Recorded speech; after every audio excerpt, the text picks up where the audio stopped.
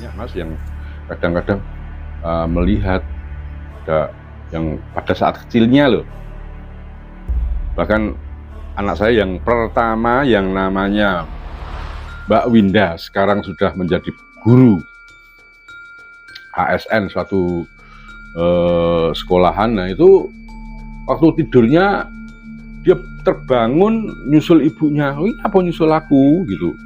Wis ndewe ana pocong Bu ngeloni aku gitu. Iya asli di kamar ini.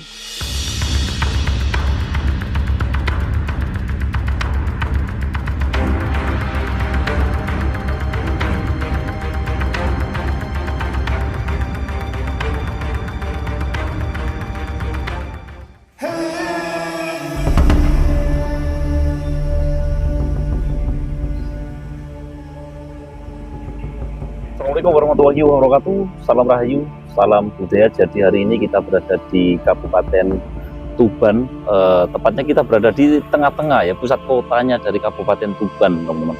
Nah hari ini kita eksplor sebuah rumah yang ada di sini ya, yaitu di area atau di tengah-tengah makam umum Mbah Ronggo ya. Jangan lupa mana saksikan terus untuk eksplor kita kali ini, ekspedisi kita kali ini di Kabupaten Tuban ya, Jawa Timur. Kita berada di area makam ya. Makam ini cukup banyak banget ya, makamnya cukup luas di area beberapa hektar ini teman-teman.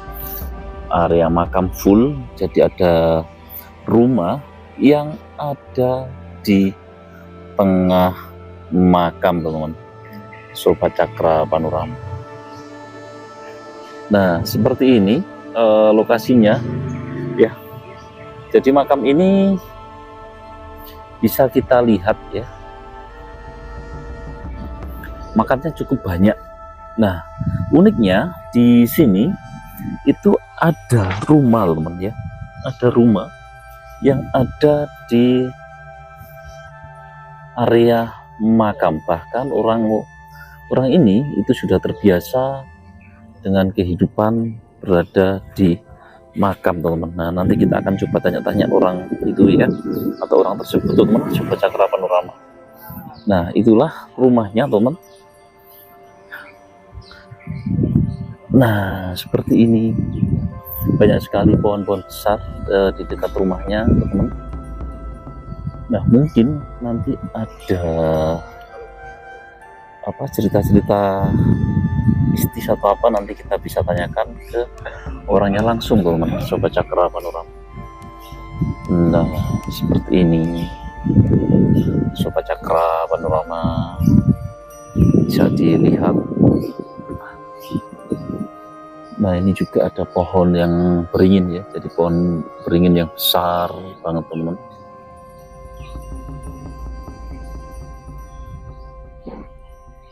Nah di sini juga banyak sekali makam-makam baru bahkan ya. Oke, ini ada yang dikicing-kicing juga. Nah nanti kita langsung ke rumahnya beliau teman-teman ya, yang ada di sana. Nah nanti kita tutup poin dan langsung saja ya Sobat Cakra Panorama. Oke, nah di sana itu kita lihat itu makam, jadi luas banget makamnya warga desa Ronggo Mulyo ya. Ini berada di tengah kota teman ya, tengah kota yang ada di Kabupaten Tuban, Jawa Timur. Nah kita langsung ke rumahnya beliau ya. Oke.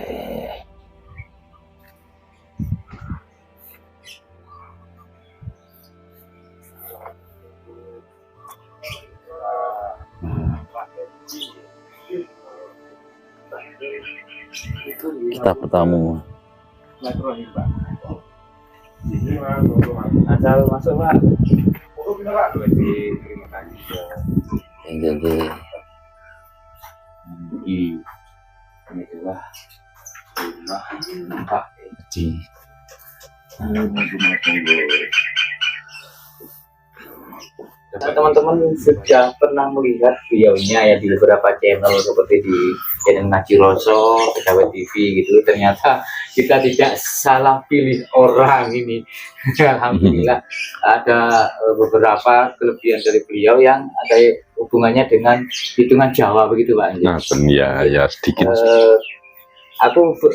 Kami awali di ini saja dulu Pak. Ini kan rumahnya Pak Edi Rangga ini kan berada di tengah-tengah makam. Tengah makam. Nggih. Nggih. Pertanyaan pertama, tidak takutkah Pak? Ya gimana nggih? Sebagai manusia normal itu rasa was-was itu ada. Jadi pada awalnya tahun 80 saya menempati ini. 1980 tepatnya. Jadi ini rumah pertama kali, Mas, untuk lingkungan RT 1 RW 6 Kelurahan Ronggomulyo, lingkup makam Mbah Ronggo. Saya yang pertama kali menempati tanah ini, tanah pekarangan ini. Lalu kemudian disusul kakak saya, terus ada beberapa keturunan ya, bapak ibu muda itu sekarang sudah penuh di sebelah belakang saya ini. Dari 1980. Nggih, masih gelap sekali. Saya minta lampu itu masih ini, lampu umpling nggih. Terus minta sambungan dari balai desa kelurahan yang dekat ini sebelah utaranya rumah ini. Ini kelurahan, saya tarik kabel, minta penerangan lampu bolam yang bening 5 watt gitu. Mohon maaf untuk ini Pak, status tanah Pak? Alhamdulillah ini tanah resmi, hak milik bersertifikat. Dan tanah ini saya juga tidak menempati gratis, jadi saya beli gitu. Beli dari kakak saya. Adapun kakak saya beli dari pemilik awal, ya ini Pak Purnomo almarhum, seorang ahli waris atau anak juru kunci pemakaman ini. Berarti sudah 45 tahun menempati rumah ini dan di sini pula saya hidup berdampingan dengan istri saya hingga menghasilkan 3 anak, 2 perempuan, 1 laki-laki. Pak, ini kan sebelumnya katanya Bapak kan masih belum padat kuburan. Nggih. Artinya seperti makam-makam yang berada di depan rumah Bapak, di samping rumah Bapak, pada waktu penggalian ya benar-benar menyaksikan langsung dengan kondisi itu seperti itu. Otomatis Mas, apalagi pada saat itu adalah masa di mana saya seorang pekerja seni, khususnya seni tobong atau seni panggung ketoprak, dan di tahun-tahun sepi itu saya selalu pulang dan di rumah kalau ada menggali pemakaman ya ikut terlibat otomatis gitu. Nah, istilahnya kalau dari cerita kakek buyut gitu Pak ya, 1 hari sampai 7 hari itu mohon maaf, seperti halnya sosok astral di area pemakaman tersebut masih ada katanya gitu. Ya ada dan tidak ada Mas. Artinya ada dan tiada itu jika orang yang meninggal tersebut faktor sakit atau faktor kecelakaan, itu pada saat malam-malam itu terdengar suara tangisan, rintian. Tapi kalau meninggalnya itu wajar-wajar ya biasa-biasa saja. Bahkan saya bisa menengarai ketika akan ada besok di tempat sana pas ditempati pemakaman baru. Itu saya sampai sejauh itu karena kebiasaan niteni, mengingat, ya, mengingat setiap kejadian. Jadi kejadian yang saya ceritakan ini ketika tengah malam buta atau jelang petang, maghrib gitu, setelah maghrib itu ada orang jalan. Nah, tiba-tiba orang itu hilang di titik tertentu. Nah, di titik itulah besok akan ditempati galian makam. Itu satu, bahwa saya itu sehingga saya bisa menentukan bahwa besok ono wong meninggal gitu. Belum lagi tempat keranda yang tadinya ada di tempat di belakang masjid, sekarang kan sudah dipindah. Saya pindahkan di situ. Kalau tempat keranda ini mengeluarkan suara bergedubrak gitu kan, ini kerandanya keranda dari besi, Mas, gerumbiang gitu, ya bergerak gitu, ya kan gelap gitu, jadi gerak atau tidak saya tidak tahu, tapi yang jelas kan kalau hening itu terdengar suara gerumbiang gitu. Nah, pasti besoknya akan ditempati orang. Segitunya, Pak. Nggih, bahkan 5 tahun pengalaman. Nggih, bahkan saya pernah tidur di keranda. Oh, beneran, Pak? Iya. Ya, mengapa saya tidur di keranda? Saya waktu itu anak masih 2, belum 3. Jadi si bungsu belum lahir. Kebetulan saya itu pekerjaannya kan malam, Mas, nggih. Tuh, malam, pagi saya pulang. Nah, tapi tiba-tiba ini, karena di rumah ini pada waktu itu puter tape keras-keras gitu, sehingga kan saya terganggu, terganggu, tidak bisa tidur. Akhirnya saya ngungsi ke tempat keranda, nggak apa-apa, memang udah pagi kok, gitu, pagi. Jadi ya tikar bekas pembungkus mayat itu tak bikin nggih. Terus saya tidur. Biasanya nggak pernah terjadi apa-apa. Tapi pada saat itu tiba-tiba saya itu gelundung. Oh, seperti gelundung. Ini digulingkan gitu. Betul, seperti digulingkan karena di keranda ini ada dampingannya toh, Mas. Dan gantingannya dampingan agar si mayat tidak ini jatuh misalnya gitu ya. Ini ada dampingan yang ada kuncinya dan ini sudah saya kunci gitu, ceklek gitu. Nah, kok aku iso guling kan berarti saya harus lompat gini. Gitu. Awalnya saya tidak mengira apa-apa.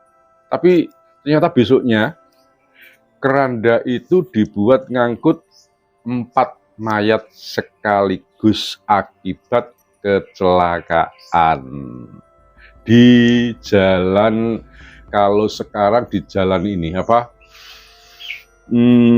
Agus Salim, satu keluarga meninggal memakai keranda ya yang saya pakai itu memang kerandanya cuma satu waktu itu. Kalau sekarang sudah banyak dari dari masyarakat yang memberi bantuan itu. Iya, Pak, mohon maaf, seperti tadi gangguan ataupun apa yang Bapak lihat dari 45 tahun menempati rumah ini begitu di dalam pemakaman ini, mungkin kalau dari saya pribadi kayak bapaknya mentalnya kuat gitu, Pak. Bagaimana dengan mohon maaf seperti anak bapak ataupun istri begitu mengukuhkan ataupun memberikan suatu supaya ya banyak pertanyaan semacam itu nggih. Dikarenakan tapi ternyata ya mungkin karena sudah terbiasa. Jadi lahir dalam keadaan situasi seperti lingkungan seperti ini, jadi nggak ada rasa takut-takutnya. Bahkan anak saya juga banyak, Mas, yang kadang-kadang melihat ada yang pada saat kecilnya loh. Bahkan anak saya yang pertama yang namanya Mbak Winda sekarang sudah menjadi guru ASN suatu sekolahan. Nah itu waktu tidurnya dia terbangun nyusul ibunya. Ini apa nyusul aku gitu. Wis ndenggen dhewe ana pocong Bu ngeloni aku gitu. Iya asli di kamar ini. Ini kamarnya. Ini kamarnya. Anak saya yang pertama tidurnya dulu di kamar ini. Nah itu dia malam-malam terbangun nyusul ke ibunya. Terus ngopo ya udah dong turu. Aku lho Bu disanding pocong gitu. Di ora apa-apa gitu. Tapi akhirnya ya anak saya kembali tidur kembali ke situ. Mau gak mau tetap kembali. Iya, itu. Iya. Iya. Jadi hal-hal semacam itu biasa Mas.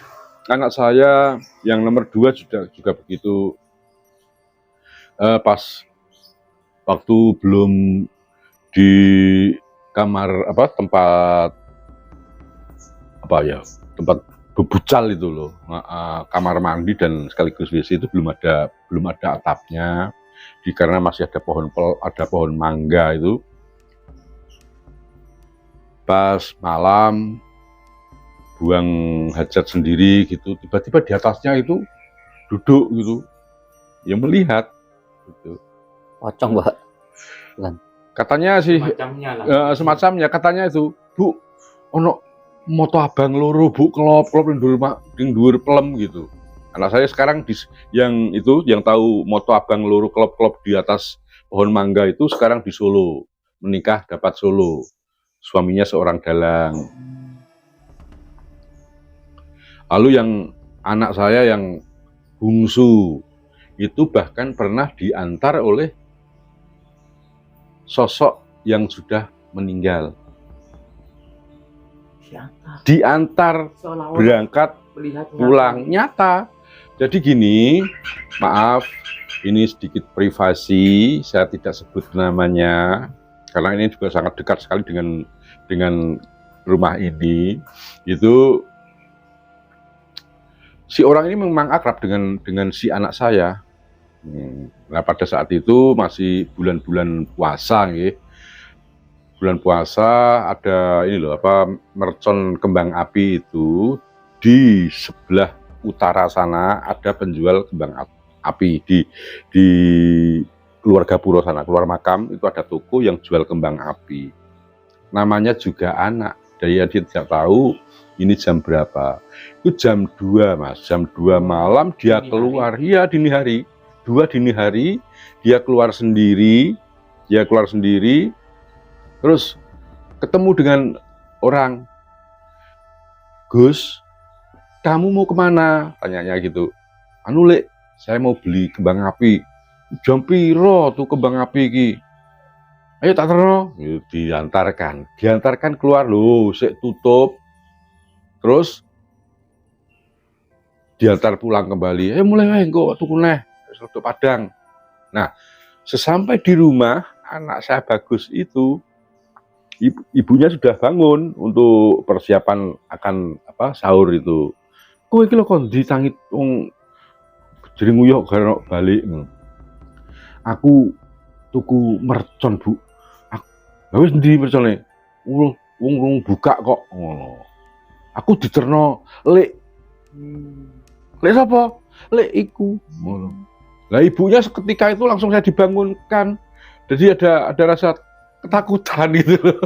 Itu. Kamu diterno Lek iki. Iya, Nah, padahal si Lek itu kan sudah meninggal gitu. Ibunya kan ingat. Kok iso lho ngomongan iya aku diterno Lek iku sampai tau omahi lho. Ngoten. Jadi banyak keanehan. Iya Mas, nggih.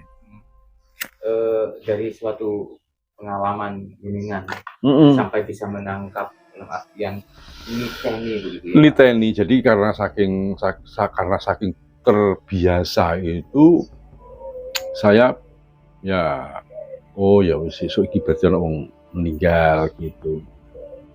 Saya sering saksikan dengan tetangga itu guyon-guyonan gitu. Ayo bedean sesuk ana wong mati ora. Arep mati wae Mas Edi gitu. Oh, gak kan bedean. Nek aku bedek sesuk ana nggone, saiki tak dono nggone, tak bedeki. Sesuk jelas ana wong mati wis tak bedek ngono to. Lah saiki tak bedeki. Nek kowe iso roh nggone kira-kira dikubur ning ndi? Ayo totoan 1000-an gitu. 1000 sudah dapat 3 batang rokok Mas dulu itu. Dan itu pun berkelanjutan sampai sekarang. Nah itu sampai akhirnya sama yang ngerti aku. Sesuk wong iki dikubur ning kene lho. Saya tancapi apa? Saya tancapi ya, saya tancapi tanda gitu. Ranting gitu saya tancapkan gitu sebagai tanda ditenono sesuk nek wong meninggal kayak gini. Betul.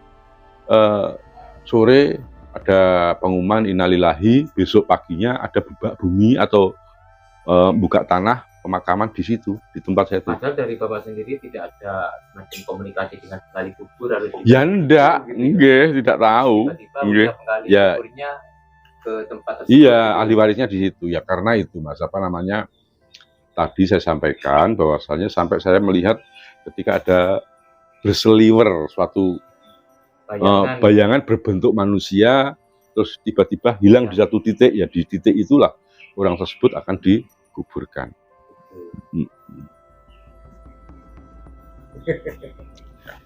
Sehingga sampai sekarang pun bahkan ada kelebihan suatu bentuk spiritual juga di Bapak. Ya mungkin seperti itu, mungkin juga tidak, tapi banyak orang mengatakan seperti itu. Ya mungkin bawaan ya Mas. Bawaan. Karena segala sesuatu itu kalau sudah terlatih, terbiasa akhirnya kan seolah-olah mengetahui gitu. Ini enggak Pak, dalam selang waktu 45 tahun itu ada enggak dari katakan itu sosok astral dari mereka begitu ya, yang mempunyai pesan-pesan tertentu mau disampaikan ke saudara atau keluarganya atau ke Bapak sendiri begitu? Kalau bisa saya lebih menyebutnya leluhur gitu. Jadi leluhur yang menempati tempat ini, jadi tidak makhluk astral, lebih saya sukmo suci gitu ya, yang menjelma sebagai raga seutuhnya. Itu pernah ketika sampai bertamu tengah malam ke sini, sosoknya 2 orang, laki dan perempuan, dan beliau menyatakan, "Dong, nek kowe pengen noto uripmu, aku titip omahku ki resi ana. Lah daleme jenengan pundi to, Mbah? Engko lak ngerti dhewe." Lah akhirnya sing perempuan, "Kowe gak ono banyu to, Dong? Njaluk banyune, saya minta airnya, Dong." gitu. Istri saya mengambilkan air putih itu, terus mbok aku njaluk gelasnya sing bening gitu.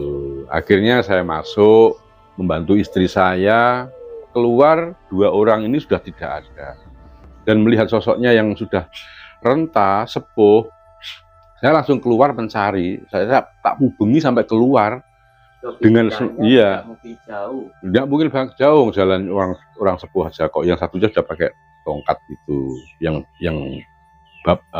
yang kakungnya. Nah itu keanehan yang saya alami, dan akhirnya saya juga tidak paham di mana rumah sesepuh tersebut. Akhirnya saya putuskan ini paling pastinya Mbah Ronggo, Den Sumo dan Den Misri gitu. Itu yang menempati salah satu di dalam Jungkup Eyang Ronggo itu. Akhirnya saya mengabdikan sepenuhnya terhadap Mbah Ronggo sebagai sukarelawan. Sampai nama Bapak menjadi Edi Ronggo itu, nggih. Nah, Mbah Ronggo itu siapa? Mbah Ronggo itu Raden Tumenggung Ronggo Jaya Kusumo. Nggih. Ini dari keluarga Mataram, tapi beliau keturunan langsung dari Adipati Cokrojoyo. Sampai ke sini dan membabat. Betul. Dengan cerita panjangnya sampai di tempat ini gitu loh Mas. Yeah. Nah, dengan pengabdian saya itu, saya pun sedikit demi sedikit akhirnya ekonomi saya bertambah, dan ketika ada rezeki sedikit saya sisihkan untuk membetulkan. Ya, pengabdian dalam hal bentuk nyata, jadi bukan mengkultuskan roh atau menyembah orang meninggal, tidak. Tapi karena ini tidak begitu terawat, ya, tidak begitu terurus, ada juru kuncinya sepuh-sepuh. Jadi sampai akhirnya saya belikan, karena tadinya belum berbentuk makam, saya belikan kijingan. Nah, iya, itu bahkan kepada apa istilahnya Mernahno, begitu. Mernahno sampai saya mencari silsilahnya Mbah Ronggo sampai ketemu, dan sampai ringkas cerita sampai berbentuk seperti ini. Ada paping, ada panggung, ada rumah seperti itu. Itu saya sendiri, tanpa bantuan siapa-siapa. Kelurahan saja, dulu ada yang namanya LPMK, itu tak jalui bantuan kayu saler gak oleh mas. Paping sak bloknya tidak boleh. Iya itu. Dan orangnya hidup sekarang. Tapi justru orang itu yang sekarang menikmati hasilnya. Iya. Wong sing gek benmu wedit, nek tak jali bantuan wi, malah saiki menikmati hasilnya. Karena dia ada permainan ya dolanan karo wong kelurahan. Nah, tapi saya sangat bersyukur sekali karena sekarang sudah ada yang mengurusi, jadi orang nyapu dewean. Awalnya yang nyapu sampai bengkok masuk. Pak Edi Rangga, terima kasih. Ampun manggaken. Inggih Mas, inggih. Terima kasih, pengalaman yang luar biasa. Semoga menjadi edukasi atau motivasi bagi yang melihat. Amin, nggih Mas, nggih. Ada mungkin satu pesan lagi Pak untuk pemirsa di rumah Pak. Ya, pesan saya kepada segenap para pemirsa dimanapun panjenengan, kematian itu bukan suatu hal yang menakutkan, karena sesungguhnya kematian itu adalah jalan di mana kita akan kembali ke asal dengan berbekal iman dan takwa. Insya Allah siapapun yang melihat channel ini akan bersama-sama menikmati cahaya Darul Jannah. Amin. Terima kasih Pak Edi. Semoga sehat selalu. Amin. Semoga rezekinya lancar. Amin ya rabbal alamin.